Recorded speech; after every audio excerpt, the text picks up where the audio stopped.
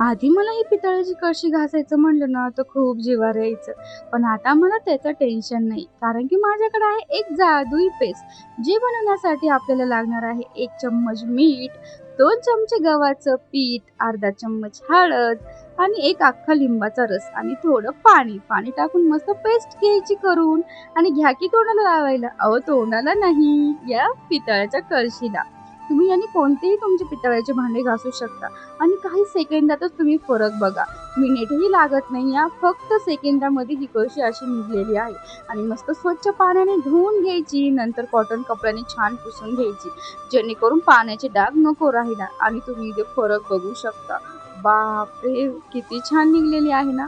मला भैया पावडरने खूप हातांना इचिंग व्हायची, पण आता मला टेन्शन नाही. बिफोर आफ्टर तुम्ही इथे बघू शकता.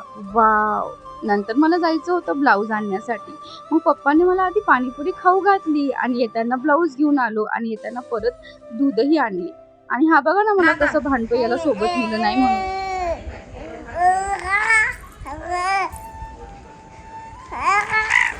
Thank you for watching.